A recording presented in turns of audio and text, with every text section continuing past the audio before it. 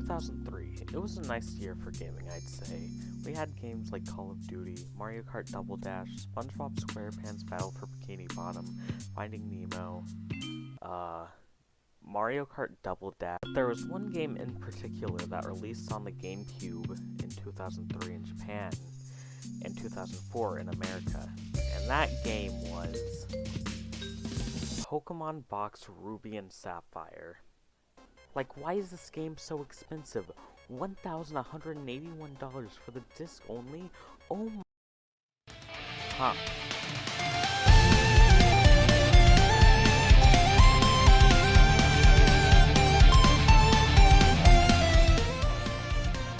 Sonic Heroes, my favorite game of all time, released on December 30th, 2003 in Japan, and exactly a week later on January 6, 2004 for America. Many people criticize me and question why I love this game, so I might as well show my honest opinions and review the game. So let's start the game. Let's blast through with Sonic speed! Seaside Hill, probably one of the best starting levels for a 3D Sonic game. It gives us a great example on how to use the different team powers. Then there's Hermit Crabs. Everyone mainly criticizes Team Chaotix's missions, but that's completely fair. So for this review, we'll put Team Chaotix in the ignore box. But since Seaside Hill and Ocean Palace are the first two levels, there isn't much to say about them. Now it's time for Egg Hawk. A decent start for the bosses since they do get more challenging throughout the game, but like the two levels before, there isn't really much to say about it since it's the first boss.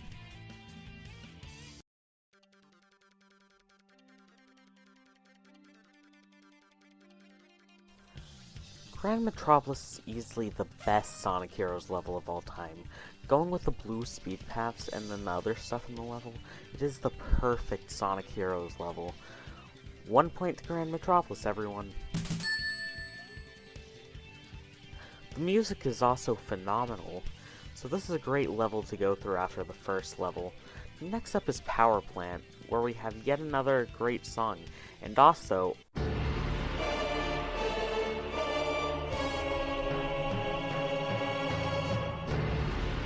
But apart from that, it's also another pretty good level. Now we are introducing the first team battle, where you fight another one of the teams in the game. This boss should honestly be pretty easy since around the start of the game. Well, unless you are me, of course. Standing there. What are you trying to cook? Like, you could do this in, So like, 2 yeah, seconds. on to the Just next go on to level.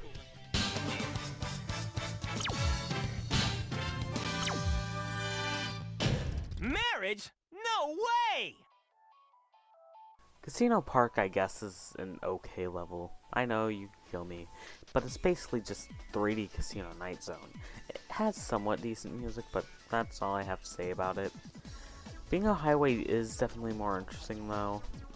Still, it may be pinball-like, but there's at least the bingo mechanics during the level, which, yeah, I don't really know what else to say about these 3 levels, since the boss is just a boss wave or enemy wave, you know, and it's just boring.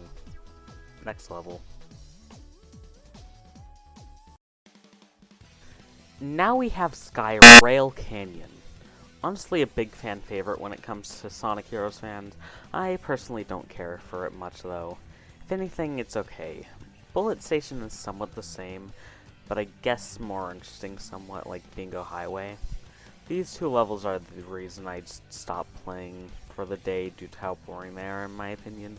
But now we have the Egg Albatross.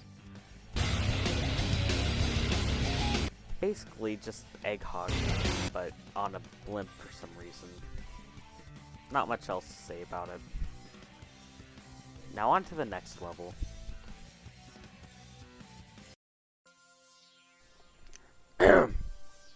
Frogs.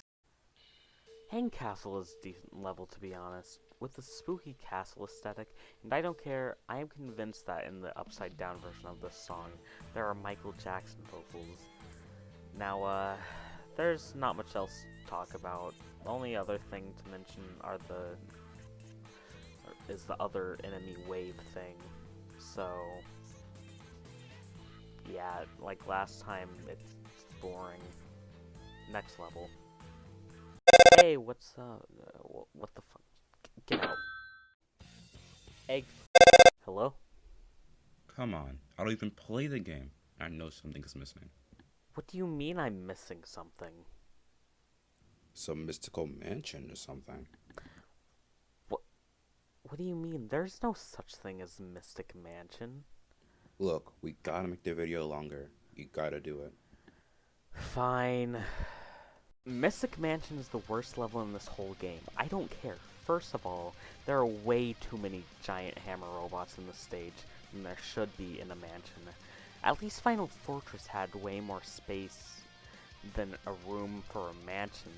The trolley part is way too quick at the end, and it can easily ruin your run on the level. And worst of all, the speed section in the Team Sonic story is the worst thing imaginable. You have to do these homing attacks on the pumpkin ghosts until you get to the enemies you fight, and sometimes out of nowhere, you just completely miss the pumpkins, or they just disappear right in front of you.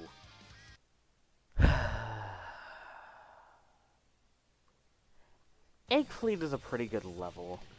With all the ships in the sky and flying around trying to dodge all the missiles, it's a pretty fun level just to end off the main game.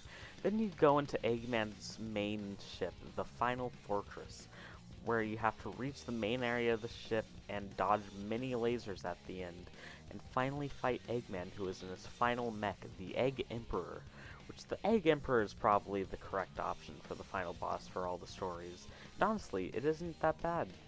So, let's go to the final game, or final thing in the game.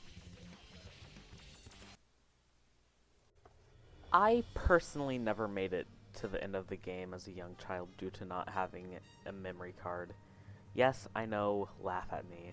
You don't have enough memory. Anyways, we are at the ending of the game where it's revealed that the true villain is Metal Sonic. With the power of the non-Sonic teams, they stop Metal Madness. Let's do this.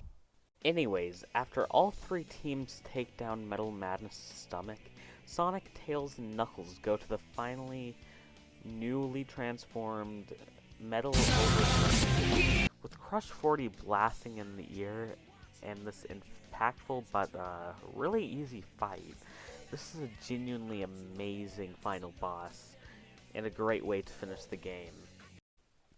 But anyways, that's about it on my review for Sonic Heroes. I hope you all enjoyed listening to me rambling about my favorite game, and why did I decide to make this? Well, because we're